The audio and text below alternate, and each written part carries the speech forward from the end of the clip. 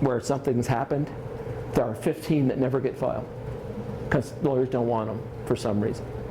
Okay, so you studied sensitivity and specificity in statistics. The system is neither. And on top of it, guess what the overhead is on the system? For every dollar in malpractice premiums that are paid, 50% of it go to the lawyers in the court system. 50% go to the patients. So, I mean, that's really weird if you think about it.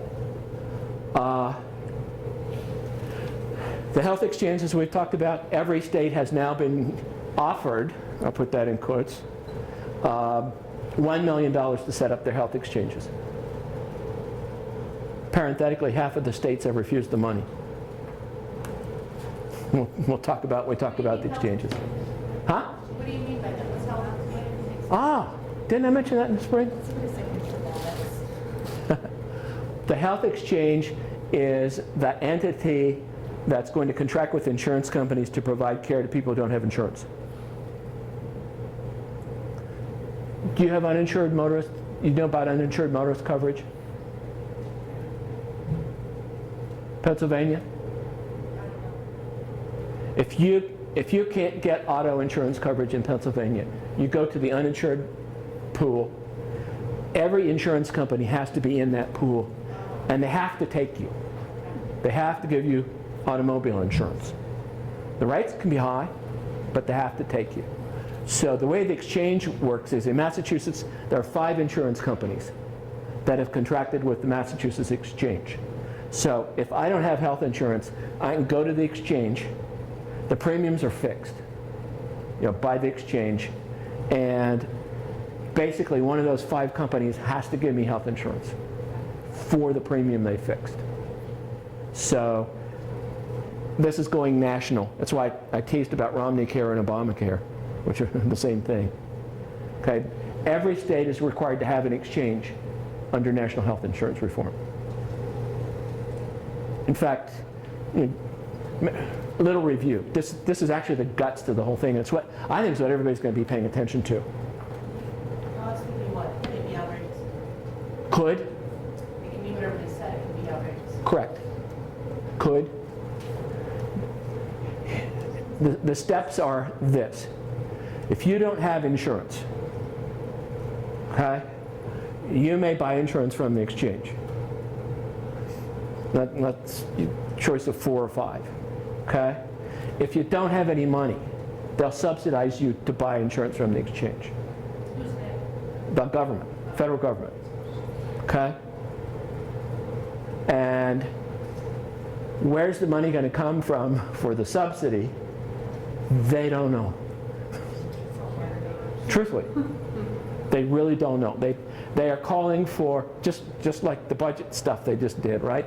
They're calling to save $500 billion in other program costs for it. There are some taxes. If you don't carry health insurance and can afford it, they will tax you. That's called the individual mandate.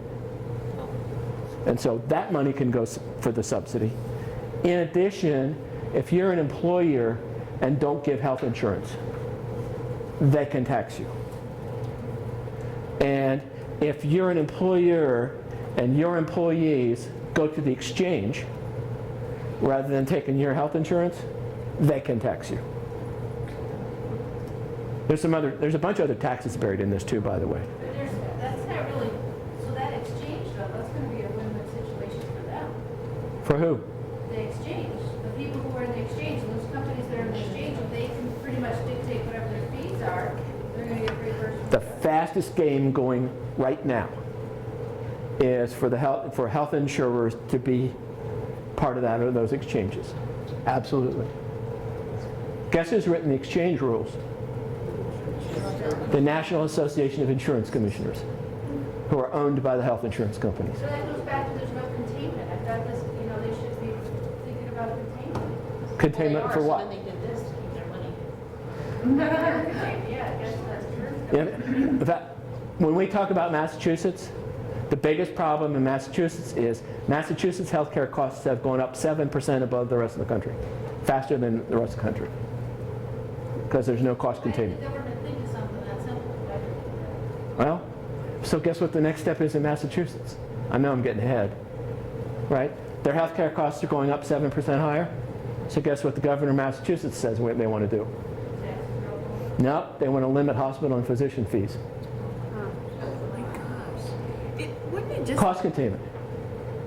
wouldn't it just be easier to just say, okay, every hospital, and this is an old idea, and I know it wasn't the Halliburton Act or something. Yeah. Just have every hospital. Halbert. Halliburton. Halliburton's, yeah. Halliburton Act, right.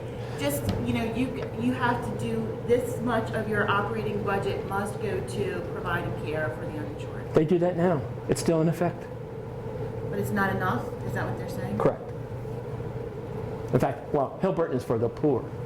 Uninsured people aren't all poor. In fact, only about half of them are poor. Who's going to decide if they can pay that? They have the income limit set. Okay? I went through that with you a little bit in the spring, didn't I? Yeah. I mean, Yeah. you're sitting there, you're making $30,000 a year. You still can't afford the premium, and now they're going to tax you because you can't afford your health care premium. Right? And how many employees how many employees do you have to have before you're required for? I think it's 50 or 100, one of those two. It's in there. You remember that Kaiser Family Foundation summary I gave you? That's a real good one. You want me to send it around again? It's out there. I'll send it to you again. I'll put it on that list. Yeah, we'll talk some more about exchanges. It'll make you grind your teeth. Nutritional labeling is changing. Yes? Yes. Some of them have already done it. If you go in a restaurant, they have to tell you nutritional information. Uh-huh. Oh, and I didn't put it up here. The tax on tanning salons is in effect already. Is that nationwide that they have to Yes. do that at restaurants now? Uh-huh. If you have, a chain of more than 3 or 4 restaurants or something like that, Do they have to have it on the menu, or do they have to provide it if you ask for it? on the menu. When is that starting? Because I haven't seen that. Plus, they're gonna start a website, and they're gonna give nutritional information just like they give the FDA stuff. I've seen it on the website, but I've Yeah. never seen it on a menu. Like when you go to Applebee's, they don't have it on the menu. Uh-huh. I think they do now. In New York, New York, they all do. They've had to for years. It's great. I don't think it's bad. Are they audited on how accurate they are, though? You know, somebody did a study that I saw a paper last week. University of Wisconsin did a study, and half of them were inaccurate. Yeah. Yeah, they went in at random and looked. Well, that'll be the next wave of class action lawsuits. I'll get an annuity out of that. Are you saying, will people cheat? How cynical do you want to be? Human nature. There's increase in graduate medical education slots, which is a very good thing. Although right now they're only reallocating slots that don't get filled. But we need more residency slots in this country by 20 or 40%, somewhere in that range. The physician shortage that we already have that's going to get a whole lot worse, we can educate more doctors, but if we don't increase the residency slots, they still not going to get trained. Accepting more from international schools or? They already are. But in fact, guess what's happening? You can think it through with me. Right? Radiology, anesthesiology, those slots all fill with U.S. grads. Primary care, half of the slots go begging. Begging. Nobody wants them. And so they fill them from abroad. Sometimes they can't even fill them from abroad. So yeah, about 30% of new doctors in this country are foreign medical grads every year. And you could make a case that foreign medical graduates have saved the United States healthcare system over the last 20 years. Because without them, we'd really be in bad shape. I was under the impression like years ago, I remember that they would bring them foreign residents here from slots.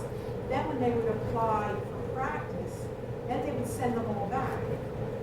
Because they wanted to Visa be requirements. sure that there was a good enough practice for the doctors. It's the visa requirements. When they come here on an educational visa, they have to go home for a year before reapplying to come back.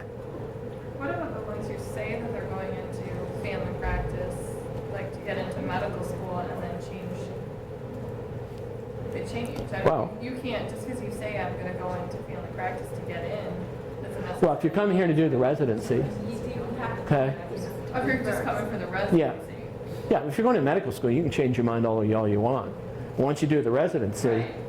you know, you're not going to, I'll tell you what, there's a whole lot of emergency room physicians practicing who went through a family practice residency. Mm-hmm. We got them all through my area. I've taken to asking them. The other thing I think they have to do with the MD schools is, right now, there's no balance. So, you know, my son was considering medical school, okay? And if you figure it out strictly financially, Didn't I do that for you in the spring? did you? Return on investment? Maybe you did. Maybe, and because that's Yeah. what my son was thinking about it. You know, versus he has a job where he's got a lot of potential, and they'll pay for him to get not a medical degree, but an MBA.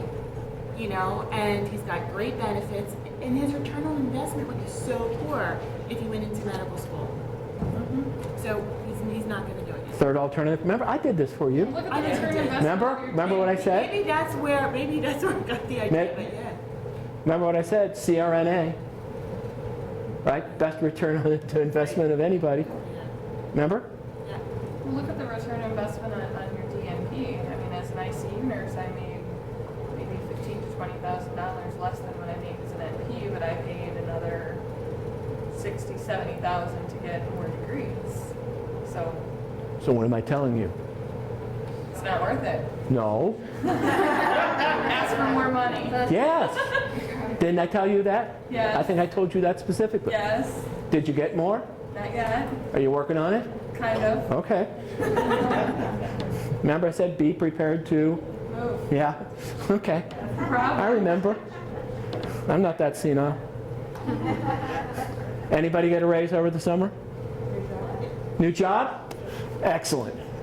Right result. Does it feel better? Yeah, I got the 1% cost of living. More money? 2%. Oh, do you get some? I got the raise. And you needed the raise because they took advantage of you. Still Right. taking the raise. I'm trying to move to a ER job in Norfolk. You, Takes 3 but months. yeah, I was gonna say you've got a time commitment though, right? No, the title commitment is done, but the HSIC Okay. sleeping on the Okay. And you have a commute too. 85 months. Good memory. New job. I earned a retention bonus. 5 year retention. That mean you have to stay for 5 years? No, Or you already done 5 years? They reward you. They're trying to keep the providers in the position. I got a 3-year retention bonus, and it goes up with each increment. It was $3,500 for 5 years, Okay. which all went to R&U. And guys actually gave bonus this year, first time in 10 years. Because you mumbled about things. I didn't Because they settled their Medicare fraud suit that they had going. And That way they did, yeah. Yeah. So everybody got a big bonus. Okay. Our goal is by the end of the program, you're all going to make at least 10% more. Okay? And that'll give you a return to investment. My husband's a nurse anesthetist, and where he worked at the time, they got taken over by an anesthesia management company, and they came in and dropped their salary $12 an hour. Did he leave? Yeah. That's the right result. And cut 6 people. Wow. But then he went and actually got a job making like $10 more than what he was making originally before they cut their salary. So what does this say about them? right? Well, the thing is that You don't want to work for somebody like that anyhow. but it's a big facility, and there's really, the market is flooded right now with CRNAs, so there's really nowhere for them to go.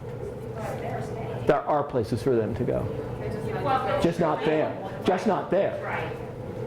And that's what I was saying to you. If, you know, I say to all my students in Pittsburgh, look, if you're prepared to move, you can do very well in this economy. Prepared to move work, that's kind of. Right, right. There are going to be changes in Medicaid long-term care, even less money for long-term care facilities under Medicaid. Huh? How can we possibly make less? I know, it's ridiculous. We get paid like $25 for I know. a visit. Next year, soon. You see what I'm saying about all these programs are like major things? You know, and these are all going to get dumped at one time. What's an accountable care organization? You might want to study it. I should probably give you a little something on it. Accountable care organizations are groups of hospitals, physicians, other providers who provide care in a way that is supposed to be cheaper and of higher quality, basically.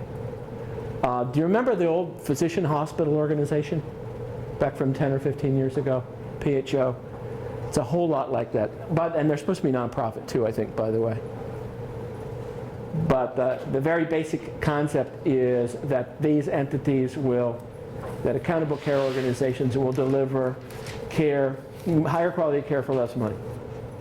Isn't it tied to reimbursement too? Yeah, going to be tied to reimbursement. They're going to get more favorable reimbursement, absolutely. And there's value-based purchasing buried in here too. You know what value-based purchasing is? That's a euphemism. I think I told you a little bit about the union folks that I'm working with on that. Value-based purchasing is looking, for a broad group of patients. Let's say open heart surgery. It's an easy one. Okay, you take a look at the open heart surgery outcomes for all the hospitals in Philadelphia, which we've done, and take a look at the cost providing the care compared to the outcomes. So if you find a program that's getting good outcomes and charges half of what the other ones do, value-based purchasing says, take all your patients to that place. Why wouldn't you want to do that? That's coming. That one is probably going to be here quick. More Medicare Advantage changes next year, I think, in coverage. Yes? So I think I've heard about this value-based purchasing situation. So that's great for that typical patient that does well. What happens about the patient that has complications and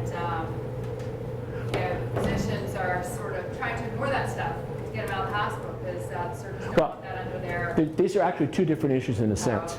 Okay, value-based purchasing says UPMC does open heart. UPMC and St. Clair Hospital. Anybody from Pittsburgh? Right? Two Pittsburgh hospitals. UPMC, the big one downtown. St. Clair, Southside, suburban. They both have the best results for open heart surgery in town. If you go to UPMC for bypass surgery, $30,000. If you go to St. Clair, $20,000. So I'm running the union health plan. I say, I want everybody to go to St. Clair Hospital. Okay? The results are the same. Okay? Now in San Francisco, by the way, anybody from California? You know San Francisco? Oh, you're Southern. That's right. San Diego? Just north. Yeah. Where? Well, Sun City, but I found out I'm supposed to be going by Winnipeg. We were incorporated last year. Oh, okay. I didn't know. It's just north of Toronto. You know UCSF Hospital in San Francisco? Yes, it's very well respected. Right, big deal, like UPMC here, Yes. right? And you know who Kaiser is? Yes. Kaiser's open heart surgery outcomes are twice as good as UPMC's. Yeah. UPMC says, well, we take all the difficult cases. Okay. But back to what you're saying, there's a reimbursement issue going on here with the complications. And if they do value-based purchasing, right, and you have a lot of complications, your costs are going up. So basically, if I'm running a hospital in this environment, I want complicated patients someplace else. It doesn't touch the Okay. the surgeons not to take complicated Uh, high-risk patients. Yeah, I'll get rid of them. Where do they go? I mean, where are they gonna be treated? Sayonara. Anywhere but here. Right? Well, now you've got the tip of the iceberg of the problem. Because if there are some patients out there that are high enough risk, nobody's going to want to treat them. That's exactly right. No, Maybe Johns Hopkins, not for long. No, there were You know what I'm saying? one of the surgeons I used to work with, he was probably the best surgeon at the place, but he did not have the best numbers because the guy who had the best numbers was the one who cherry-picked the cases and didn't do anything that was the least bit complicated. Yeah, I ran a nail gun nail through my finger in York. I mean, I was visiting my brother-in-law helping put up a shed. They had these walk-in clinics, and the guy absolutely was terrified. He did not want to stitch up my finger. He wanted me to go to the emergency room because he didn't want to be responsible if something went wrong. And it just, I spent 20 minutes trying to talk him into doing my finger. Because it would cost me 5 hours if I went over to the emergency room. Did he do it? He did. Did you do okay? Yeah. Did you tell him you were a lawyer? No. I told him it was a helicopter. Do you ever tell anyone you're a lawyer? Sure. Like when you're trying to get health care, though? No, when I get deposed. I mean, that's like When lawyers try we go when the lawyer's trying to trick me into saying something, I just tell them not to bother. Yeah. Well, like when we go see, like I had to go see an orthopod the other day for my leg, and the first thing I tried not to do was to tell them what I did for a living. Right. Right. Yeah. Okay. Well, I try as best I can. So, yes.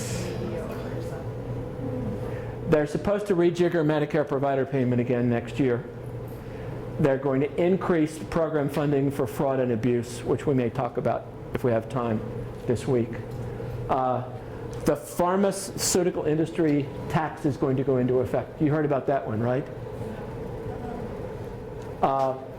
Obama did a backroom deal with the pharmaceutical industry while they were debating health reform. The pharmaceutical companies agreed to support Obamacare, and they agreed to pay $40 billion in taxes. I think a year. What do they get?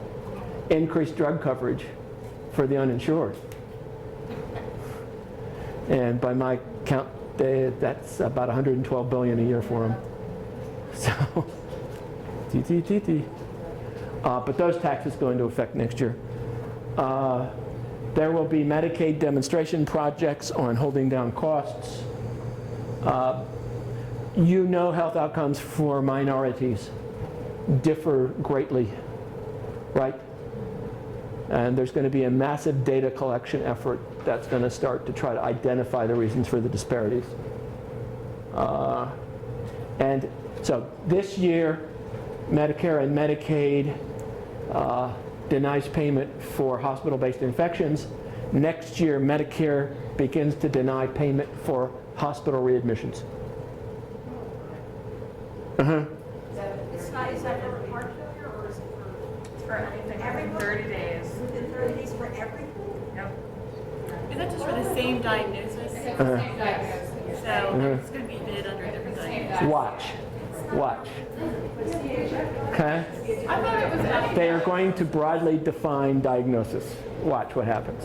I thought it was any diagnosis. It was any readmission within 30 days. I think for the same or similar diagnosis. Yeah, I think that's right. I think. We can go look. Okay? Rather than argue. What's something